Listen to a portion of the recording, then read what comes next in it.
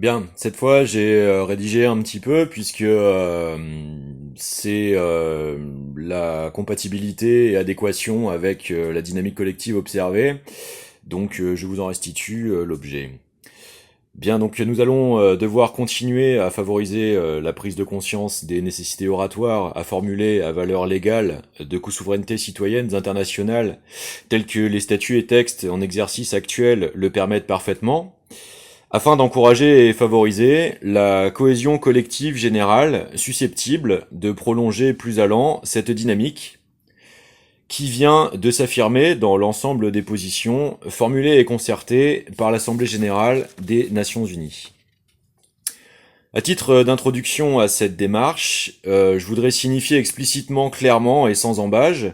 qu'elle n'est motivée que par l'exigence fondamentale légitime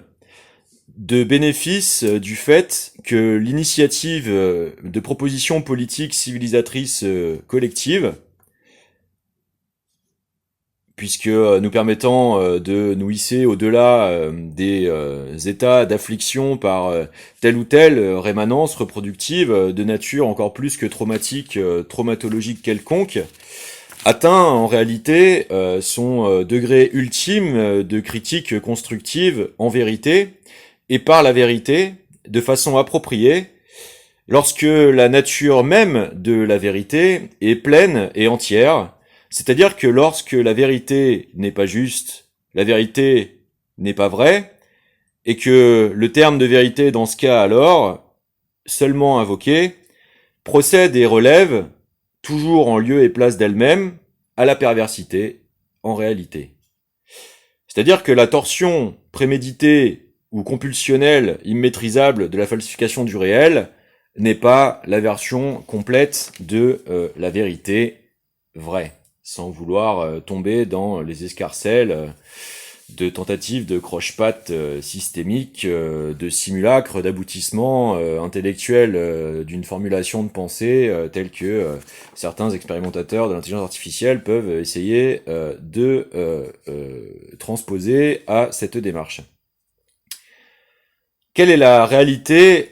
factuelle première qui impose ce redoublement d'exigences nécessaires à une formulation politique non seulement appropriée, mais surtout aboutie, puisqu'après tout, nous sommes dans une situation ici nationalement de gouvernement démissionnaire de plus en plus légitime, puisque de nombreuses fois continuellement sanctionné par le suffrage universel direct. Cette formulation appropriée, donc, à la mise en œuvre de la mobilisation générale, de la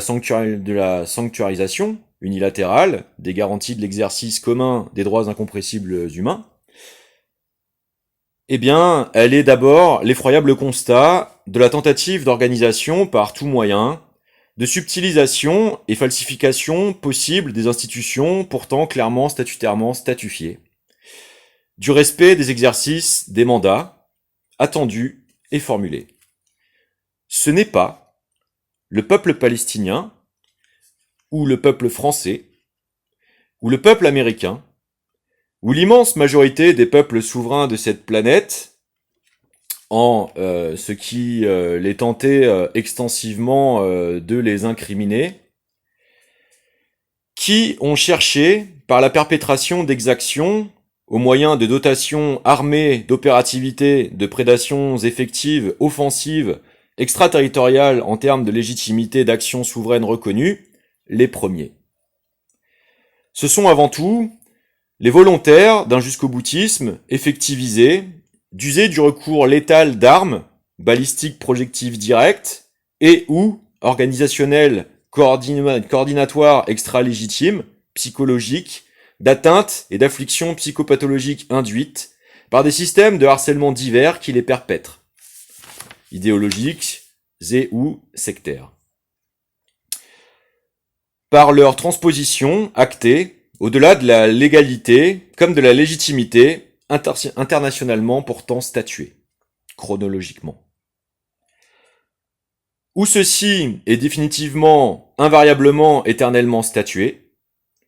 ou alors, les pactes de corruption sont imposés à l'ensemble des libertés fondamentales inaliénables et incompressibles pourtant parfaitement majoritairement ratifié par l'immense majorité des nations constituées, en concert des nations,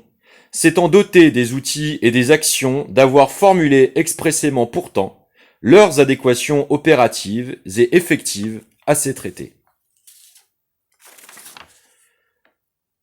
Nous allons donc devoir favoriser cette formulation aboutie collective que je vais personnellement continuer de contribuer à produire tout au long de la journée.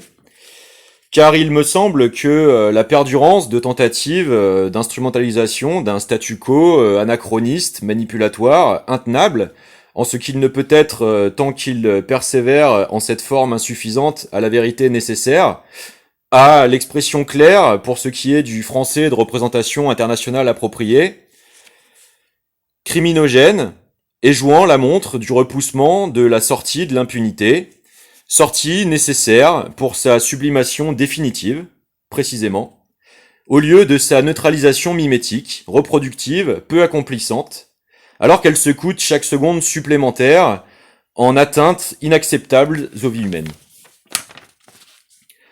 Tentant en réalité d'intériner des effets d'imposture, de prolongement, d'une pseudo-politique, du fait accompli, de la terre brûlée, principalement encore plus qu'archaïque, archaïciste, et ne pouvant donc en réalité qu'être régressive pour le bénéfice du commun de la condition humaine, qui devrait alors avoir à devoir vivre avec l'affirmation d'une telle sociopathie de tyrannie infanticide de masse, dans son rapport conceptuel au reste du futur, de l'universalité. Alors que nous avons bien mieux à faire de nos facultés, et que cette entreprise de terrorisation collective contrainte, comme y mettre un terme commun, synchrone, unilatéral, précisément parce que c'est la seule forme véritable d'empathie envers l'innocence de l'enfance véritablement, effectivement possible, au vu des proportions réelles et systèmes idéologiques tenus dans les faits. La première des urgences est donc d'imposer, sans aucune forme de doute, l'effectivité matérielle d'une levée du blocus perpétré dans les eaux internationales, en dehors de toute légalité revendicable possible, afin d'acheminer l'aide humanitaire de première urgence. Et nous allons continuer de procéder de la réponse légitime, analytique, critique aux propos tenus qui en nécessitent la confrontation publique. À tout de suite.